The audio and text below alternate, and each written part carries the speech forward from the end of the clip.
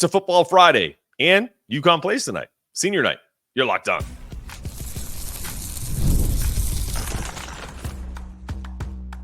You are Locked On UConn, your daily podcast on the UConn Huskies.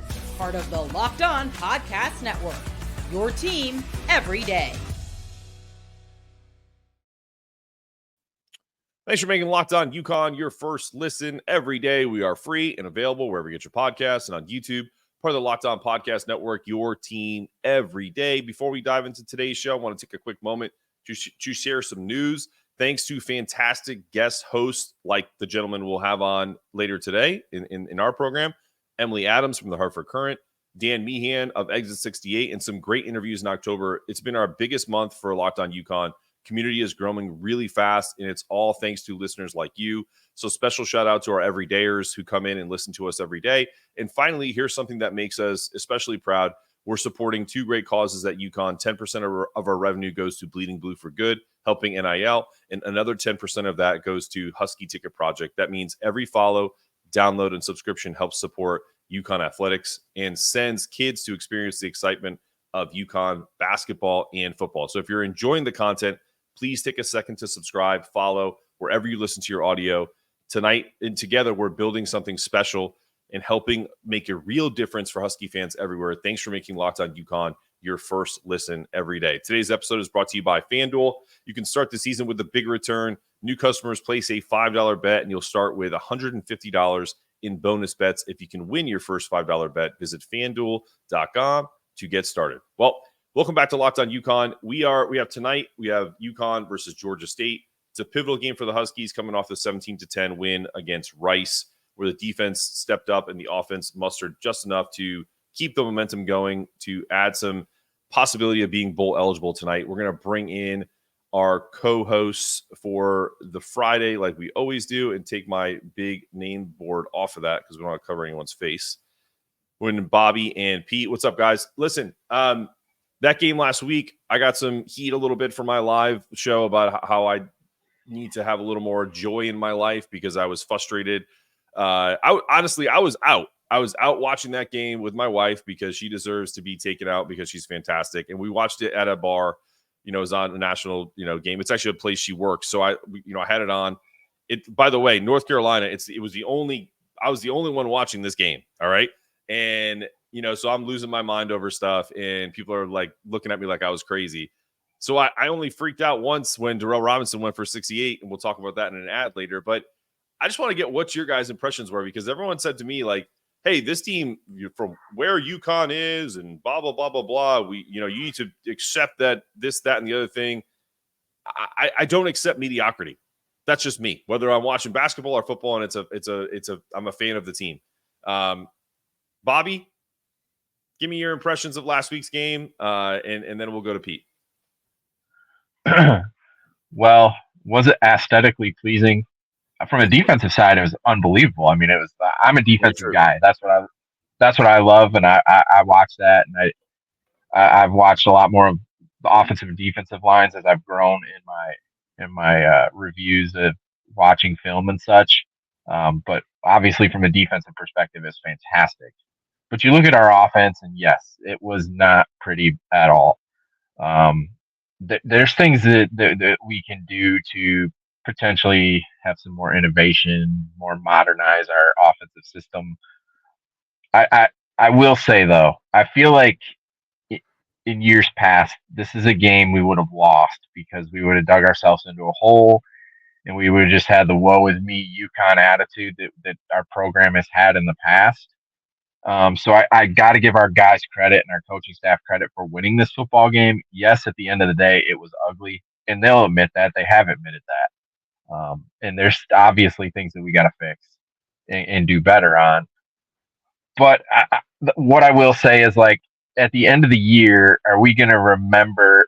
We will remember because we focus on this, but is the average fan going to remember that we beat Rice 17-10, or are they just going to look at the end result and say, okay, we won a game and this led to us getting to bowl eligibility? I'm not saying that that's the right. I'm not saying that that's the right mindset to have, but I just feel like that's going to be the case. Before I go to Pete, I'm going to respond to that. I totally don't disagree with you. Like it's kind of a nuanced answer to this, because you're right. Like for most people that just are casual fans or that don't focus on the minutia like we do, that is going to be their prevailing theme. But you know what the other side of that is? They're going to look at it and go, we only beat Rice 17-10.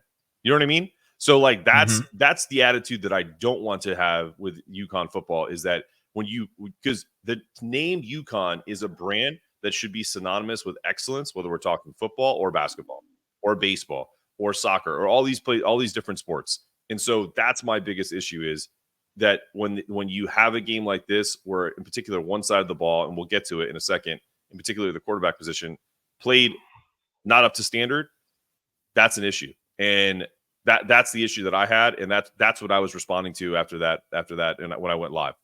Pete, your thoughts? Well, I agree with Bobby in terms of the defense played lights out.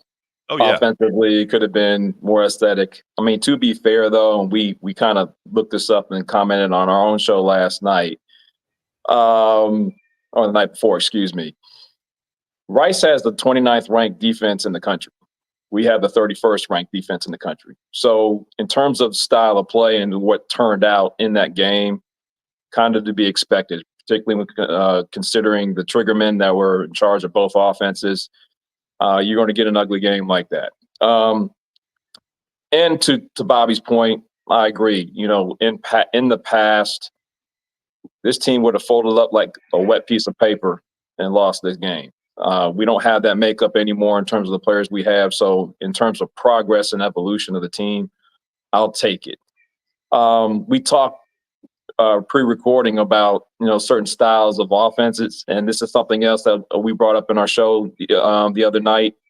We're a pro-style offense, and the way to make it explosive, the way to make it work, you have to have a guy or two that can stretch the defense, particularly on pass plays. And I'm wondering if we've utilized that kind of guy yet. I brought up specifically a guy named Shamar Porter, who maybe we should send down the middle of the field and just give him a shot or two to just threaten the safeties enough to where we take them out of the run box, out of the run fix, out of the cover four schemes a little bit, and just, you know, make them play honest and get those extra guys out of the box that they're shooting down, along with some of the other issues, self-imposed, of course, that we're giving to ourselves offensively. No, I mean, that's a totally fair point. I said to Bobby also pre-show before you even jumped on, Pete, where there are opportunities everywhere in that game. And from the very first possession, we did I don't even know if it was a run. I don't even know if it was an RPO, because my brain doesn't work that fast anymore. So I'm pretty sure it was where we did a little run fake, and it was a quick slant to Skyler. It was. And if he puts that on, because I remember watching it, if he puts that on him, that's 6, because Skyler is beating that safety. There was nobody behind him. They were, like you said, they got 8 people in the box. And essentially, if you can't make that throw, then we have a larger issue than whether or not we should send Shamar Porter deep. Because I agree, that kid's got a lot of talent and is a burner.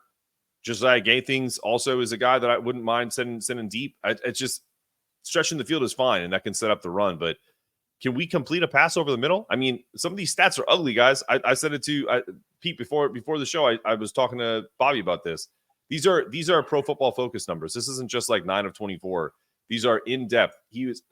Nick is 0 for 5 between the numbers on a pass between 10 and 19 yards. He was only 2 of 3 on 0 to 9 yard passes for 19 yards that game. And even behind the line of scrimmage, he was 3 of 5 for 24 yards in an INT. So it's something's not meshing. What do you think about that, Pete? I totally agree with you. And this is something that I think everybody's seeing in terms of he has to hit those passes. The level of consistency in terms of executing and operating, he's got to make those plays, period.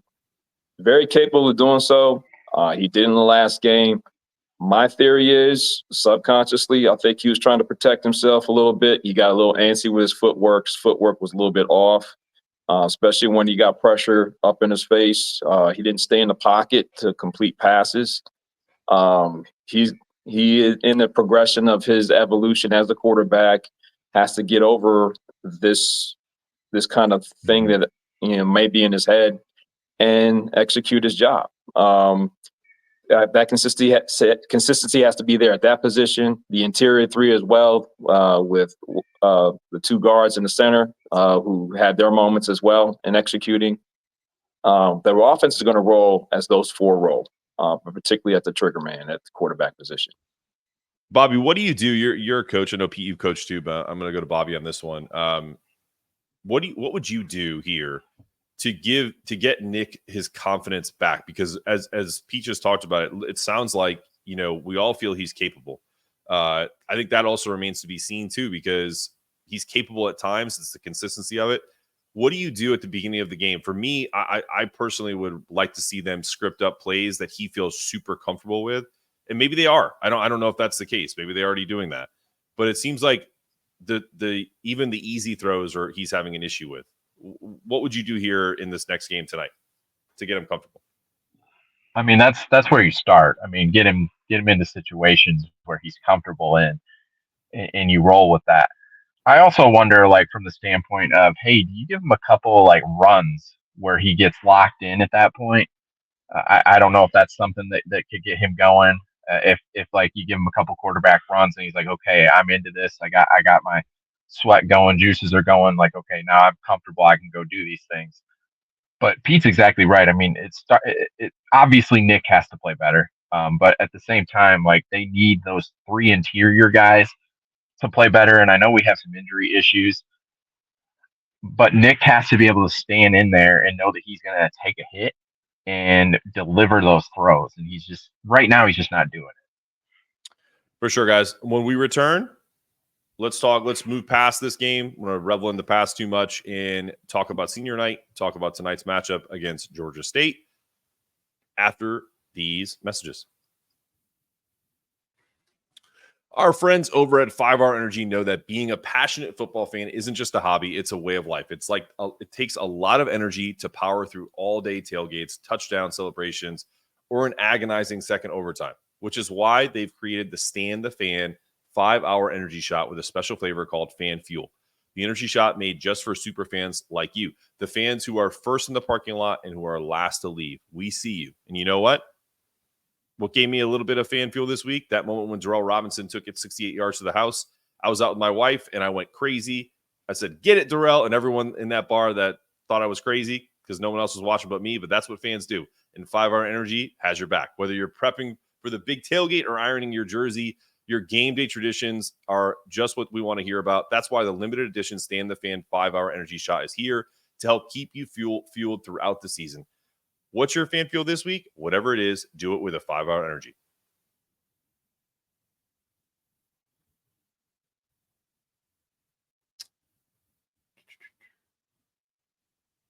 Our friends at HomeField. Get ready to turn back the clock with some serious vintage vibes. I'm wearing a HomeField shirt right now, as always.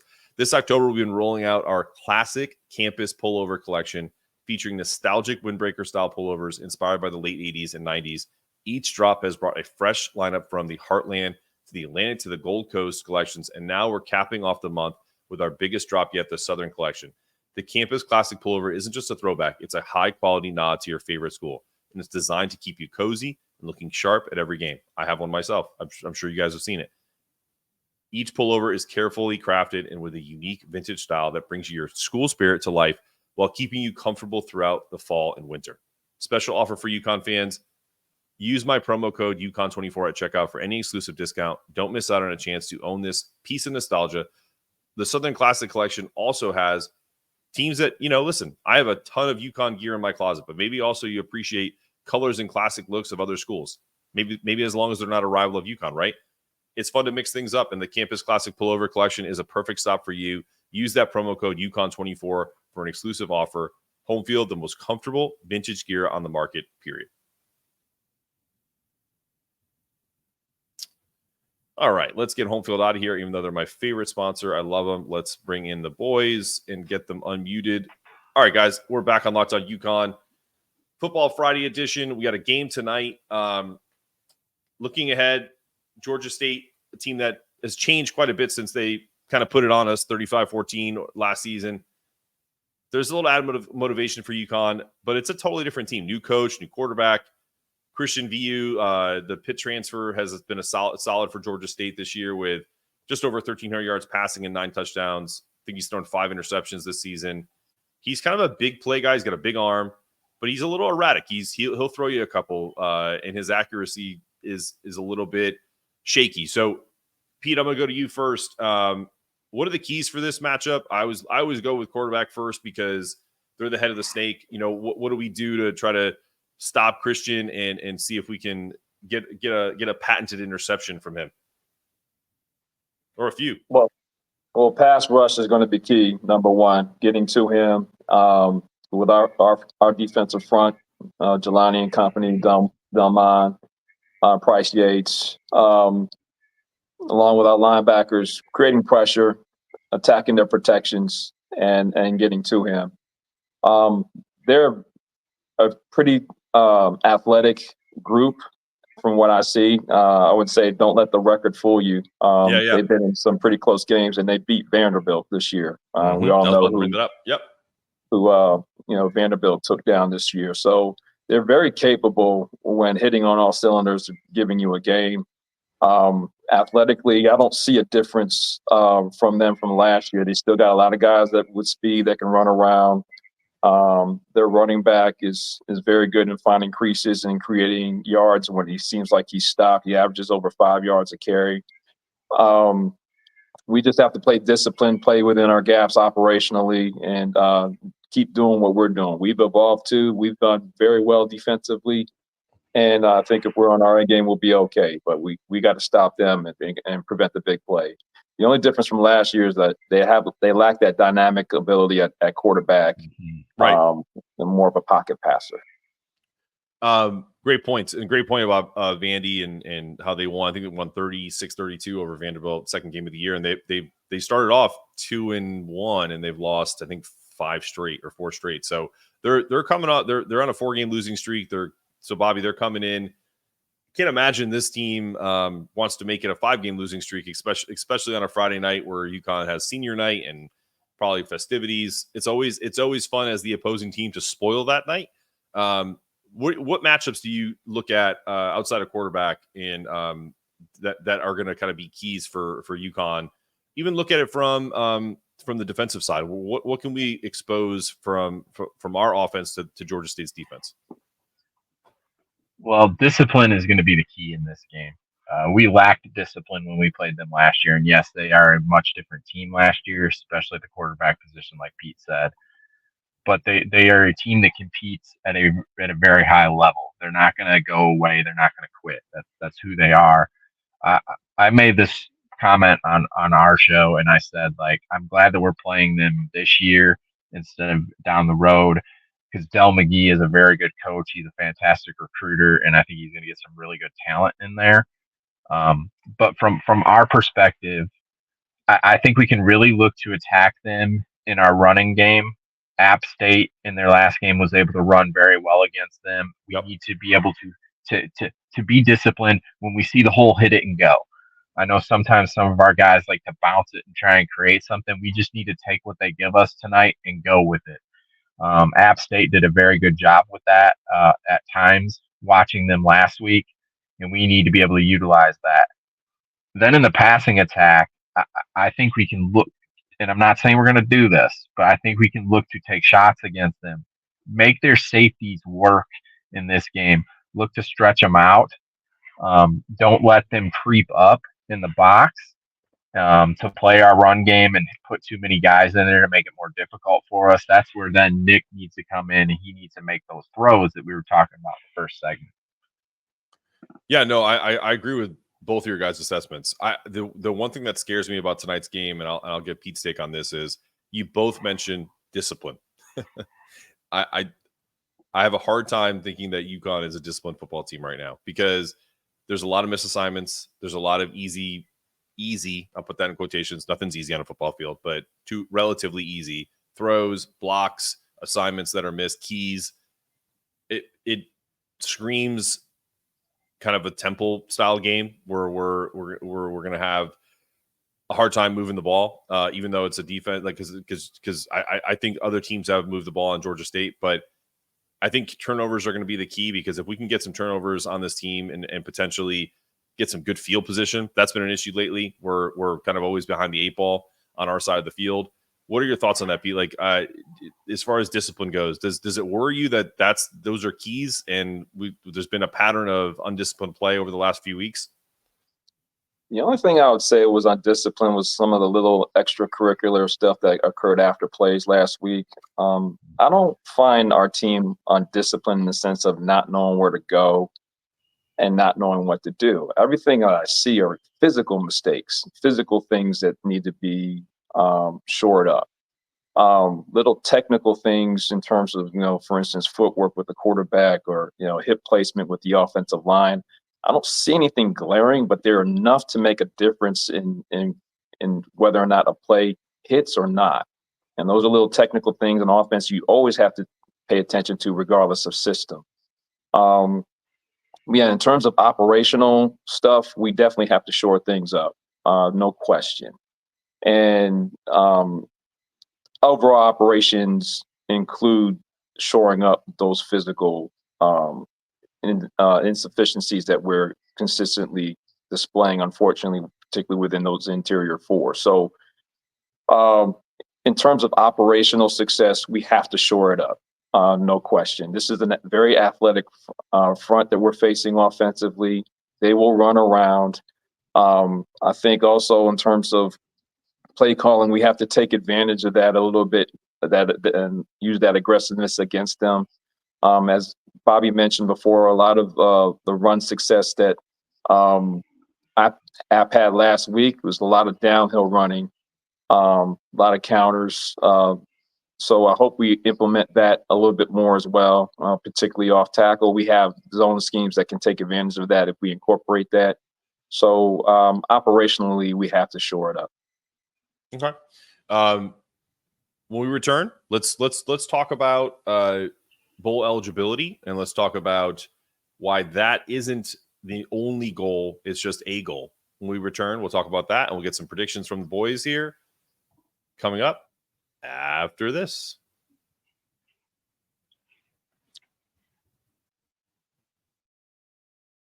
Hey, NFL fans, you can start the season with a big return on FanDuel, America's #1 sportsbook. So when you get a hunch in the middle of a game, you can check out the latest stats or view live play-by-play and so much more on the same page where you place your bets. You'll get started with $150 in bonus bets guaranteed. And when you place your first $5 bet, that's FanDuel.com. For all new customers, that's how you get started. Get those bonus bets. Visit FanDuel.com to get started. Yeah, because you're using it. I'm using it. Yeah. All right. We're back on Locked On UConn with the boys from the TNT podcast, college football podcast, Bobby Wilson and P. Kane. Calin, wanted to talk about this because I heard some comments from Tui Faumuina-Brown in particular talking about bowl eligibility, right? And after beating Rice, and now we have Georgia State in front of us tonight, that while a bowl game is a goal, it's no longer the goal, right? He's expressed a desire for the team to go beyond just having a 6-win season, which I think everyone can appreciate. And I think Coach Mora fully supports that. I think his quote was, that's a goal, but we don't want to finish at flat 6-6. We want to be at least 750 or something like that. The standard isn't just a bowl game now. We want to be a top defense and a top team in the nation, and we're just striving for that week in and week out. First off, I think that's incredibly refreshing because I feel like a lot of this fan base is super excited about just being bowl eligible, and that frustrates me. So what are your thoughts here, Bobby, on that in terms of the mindset of this defense and the team as a whole going into this senior night to essentially secure a bowl eligibility? Well, I love that. I mean, I think that speaks to the evolution that this defense has taken. They've taken on the mindset of their coach and Coach Brock, and they've played at a very, very high level. And I mean, if you look at how our defense has played this year, like Pete said earlier, we're 31st in total defense. I mean, if you would have said that even last year, let alone a couple years ago, I think that would have blown all of our minds, honestly. The leap that they have taken on that side of the football is absolutely fantastic. and it's refreshing to see. And I love hearing like Tui say like just reaching a bowl isn't our standard anymore, because that's what it should be. And Mark, you've said this before, like UConn has a standard of excellence, and that's what we need to strive to be. And I know that our football program and the coaching staff and the players, they're striving to do that. It takes a little time. I mean, we're building something here.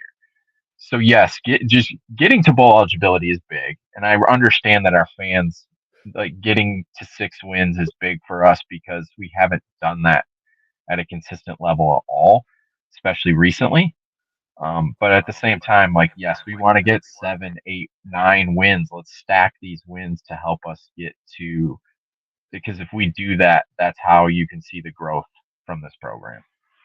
Yeah, before I go to Pete, Bobby, you mentioned pre-show. It's sadly because we're an independent and there's no tie-in for different bowls. Like it actually doesn't really matter whether we're at 6 wins or 9 wins or 8 wins.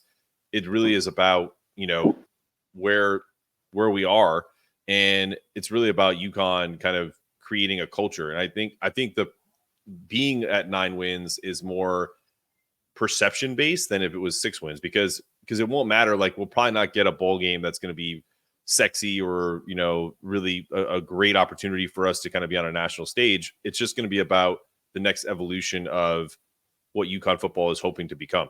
So I think that is really refreshing that Tui is talking about that, because I want that standard for UConn football. I don't want it to be a doormat. I don't want it to be a perception of oh, you guys, your guys are a basketball school. It's it is what it is, right? So but back to tonight, Pete, this is kind of Tui called this a get back game after last year's loss. How much of a difference do you think the added motivation of having, I know it's a new team, it's entirely different players. We lost 35-14 last year in Atlanta, getting them on our home turf, kind of a get back game. What are your thoughts on that? Well, if it's a get back game, we talked about it on our show. The focus has to be on doing your job right, doing it with intensity, and then making sure you practice all those elements with an intent to bring some pain.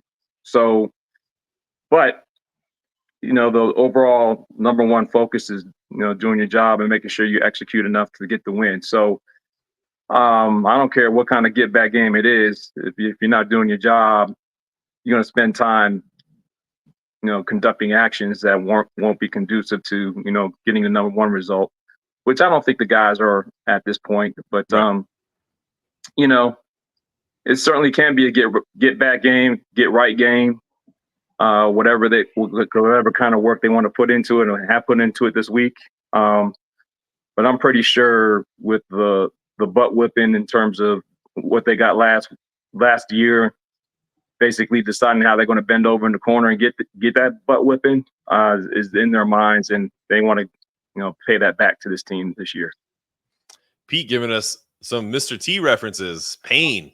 What's your prediction? Pain. I love it. I love it. All right. So now since I'm going to ask for a prediction, you can't say Pain again. Let's go back to Pete, and then I'm going to go to Bobby. What's your prediction for this game?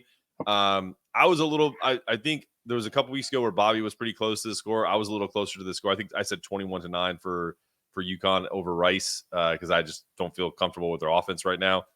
What are your thoughts on this prediction for the score, Pete? 20-17 UConn. Ooh, quick. No explanation. I like it. To the point. Bobby, to you. 20-17. I think we hit a walk-off field goal to win the game at the end. Ooh, wow. Okay. So I had I'm still going low numbers. I have 16-13 UConn. And I think there's going to be a 1 touchdown and 3 field goal game for UConn. I think they're going to move the ball a little bit, but I think they're going to get stalled because of some issues at the quarterback position. But hopefully I'm wrong. I honestly have said this on the show. If I could create a podcast called Happy to Be Wrong, I would do it right now, because if you're following a team and you make a prediction and it's completely opposite, aren't you happy? Like, it's like, you know what I mean? Like, I hope UConn wins 50-0. That'd be awesome. And I'll sit here next week and we'll all laugh about it. But that's my prediction right now. I think we're all kind of in line for that. Any other parting words, Pete, before we sign off? I'll say to the fans again, you're our 12th man. Show up, root those kids on, have a chance to finish 6-1 at home, and start a new streak toward 9 wins this season. And I say 9. I'm not stuttering. 9 wins. Help them out. Did I catch a 9er in there? I love it. Bobby, you? Just win, baby. Roll skis, pack the rent. I love it. This has been another episode of Locked On UConn. I'm your host, Mark Zanetto, for Bobby Wilson and Pete Calin. Asking you to stay locked on, stay connected, make sure those toughness meters are rising, and you pack the rent and stay in the fourth quarter. None of this leaving BS. Go Huskies.